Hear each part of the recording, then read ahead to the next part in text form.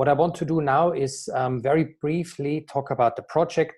Some of you have already heard some parts of that, so feel free to take a nap, but the ones that haven't, well, maybe it's just a refresher basically. So I will talk about the project and a little bit about tramadol, specifically the tramadol aspect of the policy paper. And the project is actually called Hidden Narratives on Transnational Organized Crime in West Africa. I don't use that title here, partly because of the problems that we have had with transnational organized crime. I can talk about that a bit later. But the project looks at hidden narratives on drugs, specifically tramadol, and migration, specifically on the transport of migrants in West Africa. Why are we looking at this area? And I should say this is actually a project that started early in 2019 and will end by the end of this year, but will be extended into next year. So it's still a bit work in progress. But why we started looking at the hidden narratives of drugs and migration is because there was growing policy concern over the last 5 years, especially 10 years to some degree in the field of drugs, on those issues in West Africa. So West Africa was seen as a kind of new frontier, a new policy field that where drug trafficking or migration issues were not an issue before, and then over the last 5 to 10 years, this has become an issue. This is this is very problematic, obviously, how this was portrayed, because there's a long history of those activities, but it came to the policy attention over the last 5 to 10 years. Why we also looked at it, so we wanted to sort of look at this policy issue. Why did it become a policy issue to some degree? We were also interested in this field because there's very little research and data available on those processes in West Africa. They're often sort of considered under the heading of organized crime, sort of migration, smuggling of migrants, trafficking of migrants, and trafficking of drugs, sort of seen as these organized criminal activities. So we wanted to look at that because it was a new policy issue, but also because we felt that a lot of those concepts that were discussing them, like organized crime, didn't really tell us much about what was happening, sort of why people were doing the things they were doing, essentially. So we wanted to challenge some of those often Western-derived concepts. We also felt that a lot of the data and the information or research available on those activities were very poor and very often based on state sources like seizures or arrests that don't actually tell you much about why these activities take place. So in response to that, we set up that project. The project is a bit different from other projects on those issues because it looks at two places in particular. It looks at Lagos, major port town in Nigeria, and the trade in tramadol. And it looks at Agadez, a major trans-Saharan hub in Niger, and at the transport of migration. Both those activities are very important in those places, and based on our previous sort of research experience, we chose them as well to make it easier to get access to those relatively hidden activities. And what we do in our project is, so we want to find out how the tramadol trade and how the transport of migration works and how it affects people and how they talk about it. And how we want to do that, or how we have been doing that, and our researcher, Ini, has been doing that most of the time, is by doing in-depth interviews. So qualitative interviews that are about 1 hour or more long, and they are sort of interested in insider perspectives about those activities in the trade in tramadol and the transport of migrants. So we looked specifically, or we talked specifically at tramadol marketeers, transporters of migrants, as well as state officials who are trying to regulate those activities. And what we try to get at is their narratives, their ideas of what these activities mean to them, essentially. And it might also be worth mentioning why we chose those activities. In part, it's because Elodie, Philippe, and I, we have worked on related areas before on migration, human trafficking, drugs, and things like that. So we wanted to sort of bring those different fields together. But we have also chosen them because they are legally ambiguous activities. The trade in tramadol is not illegal. Tramadol is not a controlled drug. Migration is not illegal. But the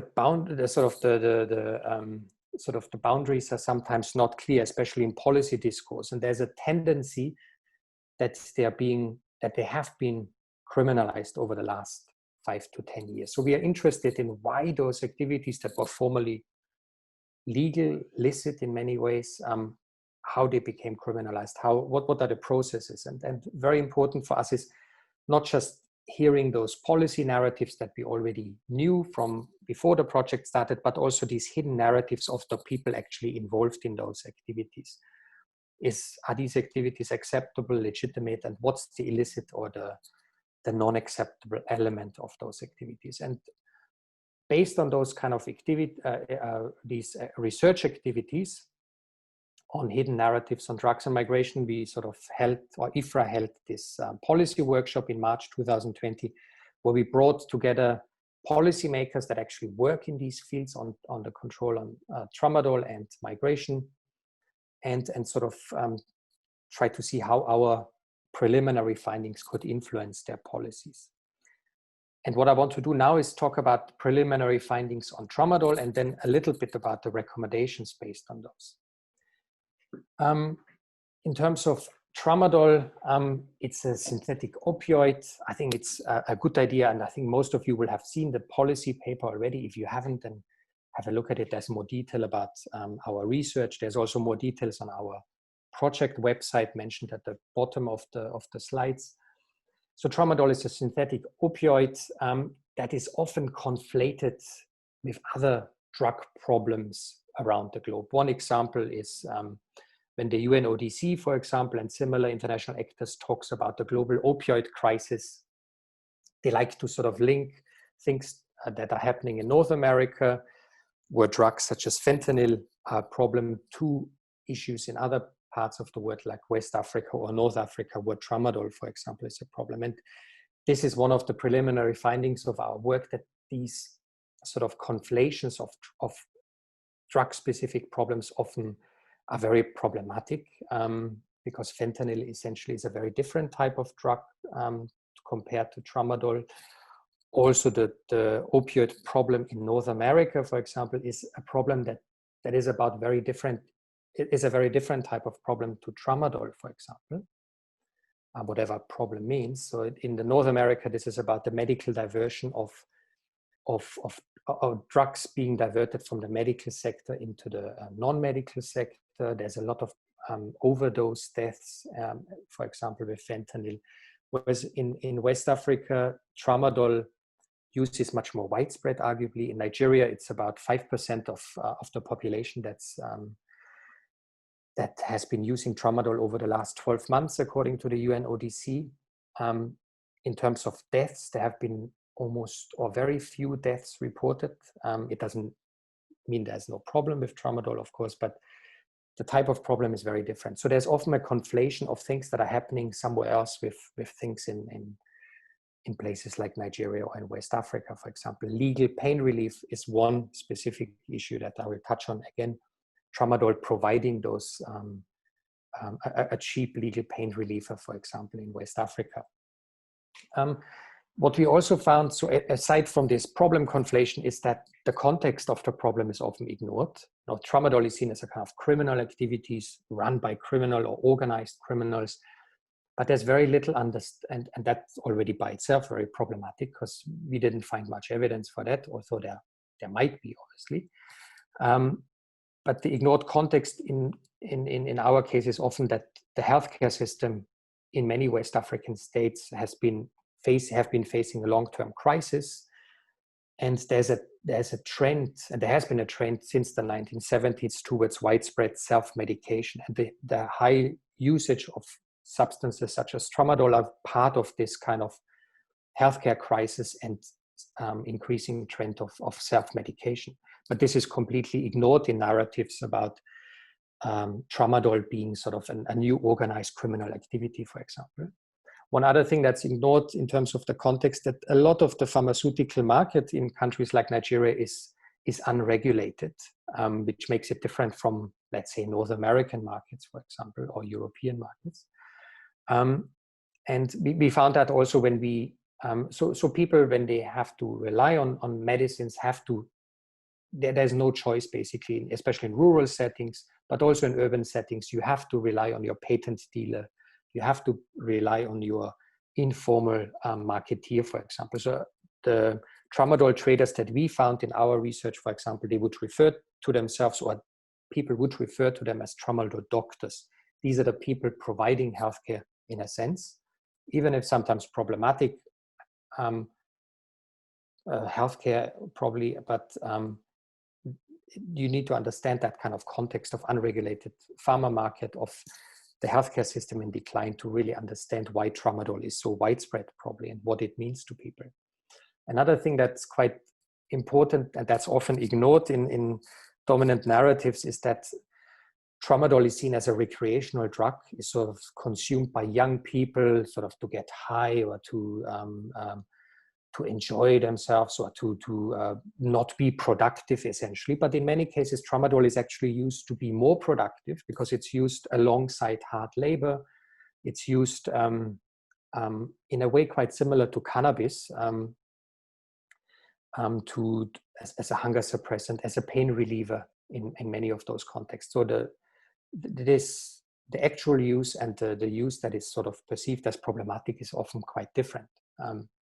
And then the final thing, and I'm sure that Elodie and Philippe will talk about that as well, is about criminalization. So what we have found as the sort of the major response to our activities is criminalization. Criminalization narratives as well, being very dominant. So in the case of tramadol, there's a drive towards making tramadol illicit, to make it much harder to get access to it, either by promoting bans of tramadol above a certain dosage, for example, or by cracking down on, like you see on the picture here, this is from NAFDAC, cracking down on so-called illicit supplies of tramadol. The codeine crisis in Nigeria in 2018 is a bit similar, where the government implemented a ban as the sort of major response to that problem. So criminalization is the major response, but criminalization leads to a lot of harms, sometimes more harms than the actual, than the substance itself, or the activity that the government or that policy actors try to address. It makes it much harder to get access to cheap pain relief, which is quite an important thing for medical institutions, but also outside medical institutions, because if a drug like tramadol is being criminalized, doctors are much more reluctant to use it, much harder to get access to it, and much harder to get reliable access to or to get access to reliable supplies of tramadol, essentially. So what we have instead, and what we have seen from our research, is that tramadol doesn't disappear. Tramadol is still there, but it's alternative informal suppliers that are now supplying it. The prices have gone up for tramadol over the last few years as well, partly because of those these kind of criminal justice approaches on it. And of course, criminalization also opens up the door towards police power abuses, which I think we'll talk about in the case of the transport of migration as well. So what I want to say now, finally, so sort of the recommendations of our work, which is still ongoing, our research, is that essentially what is needed, and that's not just based on our research, but based on these conversations we had at the workshop and on the many inputs we had from policymakers, is that there's much more research needed to understand tramadol, but also the transport of migrants. Much more in-depth research rather than some quick, short or rapid assessment exercises, as they are called. What also needs to be done is there needs to be a better understanding of the complexities of tramadol. even the UNODC is very explicit about, that there's a lack of understanding why people use that drug. Why is it so widespread? Why did it suddenly appear in West Africa? And we are actually not ourselves yet there to have answers to all those questions. So we need to understand the different uses, how it's related to healthcare, and how it's linked to people's livelihoods. And the policy responses obviously need to be a balance between law enforcement approaches, which are now dominant, criminalization approaches, and approaches that stress the health and the rights of the people using and people selling those substances. And the final thing I wanted to say, and that was one quite big conclusion as well, that and I think that links quite well to the transport of migrants, that what we have at the moment is often very externally driven policy responses, very incoherent responses on tramadol in places like Nigeria, but also in other West African states. And there was an awareness that there's a need to be much more coherent with approaches, that government agencies are actually far too often in competition with each other over this problem, because this agency wants to own it or this agency wants to own it, and rather they should work together and come up with something more coherent and also more inclusive of the people that are affected by that problem. So I'll hand back to Elodie. Just as you said, most of the work done on transnational organized crime is based on state and official sources and discourses. And we can notice that there's a lack of grassroots data from the grassroots, and also a lack of African perspectives. So in this project, the fieldwork was targeting actors that are engaged in these activities that have been labeled illegal, but we wanted to get a feedback from a grassroots level. So this is what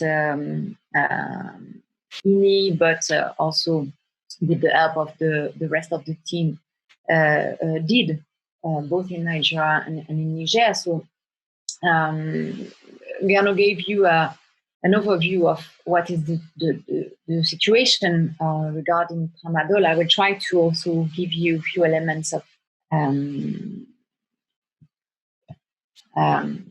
understanding of what is the situation concerning transportation of migrants and illegal migration in Niger. So just to summarize the context, Niger in general, but the city of Agadez in particular is a migration hub, a circulation hub, and people who are either going to North Africa or to Europe in some extent are most of the time crossing the Sahara in Niger, because also of the deterioration of the situation in Mali. Niger became the main route since the Libyan crisis, since the Libyan state collapsed. So, of course, there was many drama in the Sahara Desert that you might all be aware of. A lot of people who died in the Sahara, and there is a particular event that provoked the reaction of the Niger government. It's the death of many Niger women who were found in the desert. And so because of this humanitarian human drama, human crisis, the Niger government decided to implement a law, which is called the 2015 law, in order to stop illegal migration toward the north of the continent. But of course, the main thing was to, stop people from trying to go to Europe. And by this law, the transportation of migrants became a crime, which is a little bit complicated both to understand and to explain, because Niger, as you know, is part of the ECOWAS area, and the freedom of movement is a right that all the citizens of the ECOWAS area share. So this law is actually trying to protect people from getting lost or getting killed in between Niger and Libya, Algeria, and in the Mediterranean Sea. But of course, as you know, the law did not end the movement of people. Basically, no law ever ended the movement of people, never ever. So this one, of course, did not change the fact that people were still moving through the Sahara. But the effect, the direct and immediate effect of this law was to make this journey through the Sahara more difficult, because illegal, and of course more dangerous for the migrants especially. So by willing to protect people, actually this law had a counter effect of increasing the risks, increasing the costs, and then increasing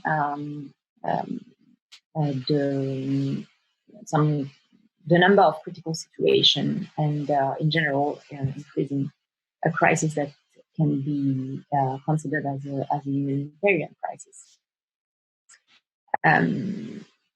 So the impact is at different level, and this is what the fieldwork and the interviews conducted on ground have confirmed or revealed, is that the first impact that we can talk about is the impact on the local situation, the local economy of Agadez, which was for years based on migration, and a lot of both formal and informal economy was relying on these people who are actually using Agadez as one step among others in their journey. So transporters, but not only transporters, hotels, restaurants, food sellers, item sellers, drivers, travel agencies, a huge part of the Agadez economy, and also Dirkou economy, another city further into the desert. The desert was living on these activities. So the 2015 law had a huge impact in terms of financial losses, which have been evaluated as much as billions of francs CFA by the local authorities, who of course were complaining about the implementation of the law. And then the second impact is, as I was saying, the fact that the road is now more dangerous, because of course Agadez has to be avoided now. So transporters are taking other routes into the desert, which are not going through the main cities, but which are going more further into the desert. So it did not stop people from moving, but it made the journey more difficult, and it also changed a lot the local economy, the political economy of migration in Niger, because more NGOs got involved in Niger. First, to provide some help to migrants who were in difficulties, and also international agencies like IOM were also mobilized to not only save people who were stuck in the desert, but also to the people were repatriated from Algeria and from Libya. So there's a whole reshaping of the political economy of migration in Niger, which has a lot of indirect negative impacts. One of them that was noticed while the fieldwork was conducted was the tension between the population in Agadez and the migrants who were getting assistance from NGOs or from international institutions. Because on one side, people in Agadez were suffering from the collapse of the local economy. And on the other side, some migrants who got stranded and ended up in very difficult situations got assistance from IOM, from also medical NGOs. And it created a sentiment of a feeling of frustration among the local communities who thought it was not fair to, in one hand, prevent people from doing their normal activity linked to migration, and on the other side to provide help, including financial help for migrants. So this information that we got from the grassroots level, from people who were before involved in regular transportation of migrants who then became illegal transporters, also showed us that another side aspect was the transformation of the professionals themselves, the jobs, the job landscape in Agadez, because before, when the transportation of migrants was not regulated by a specific law, it was a pretty well-organized activity where transporters were professional transporters, where drivers were professional drivers, and they were actually organized within a union, transportation union. And all of a sudden, with the 2015 law, they became their activities became illegal. So many people just stopped, but the people who decided to continue transporting people through the desert were people who were not afraid of the state and were not afraid of getting arrested. So it gave a bigger leeway.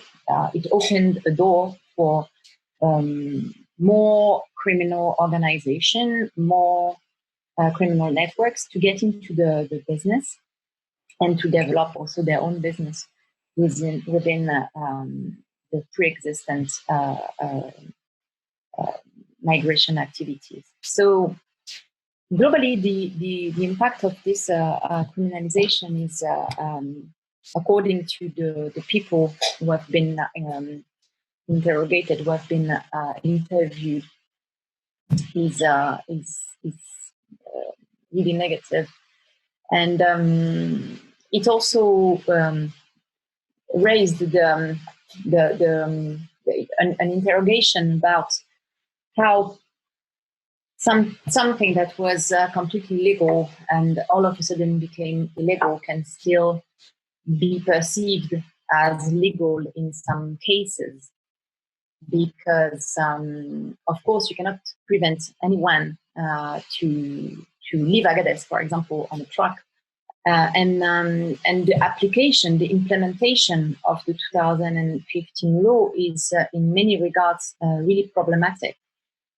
Because people are arrested or apprehended on the assumption that they will take other people out of Niger, but when they are apprehended, they are still in Niger. So they did not commit any crime when they are still on the Nigerian territory. So it's actually it was actually very interesting to discuss that issue with people in charge of the law implementation, including judges or lawyers, because there is a very, very blurry aspect of the law implementation. How can you arrest someone who did not do anything illegal, just on the assumption that he's about to do something illegal? So this law had a negative impact, but it also had some major problems to be properly implemented. I don't want to be too long and to develop too much on the details. So what we thought as some policy recommendation that could come out of this research was first of all the need for policymakers and for governments to take into consideration the negative aspects and the negative impacts of the legal response to trafficking, and also the need to acknowledge the harm that was caused by criminalization. Another aspect is the need to develop regular channels to move within Africa and outside Africa.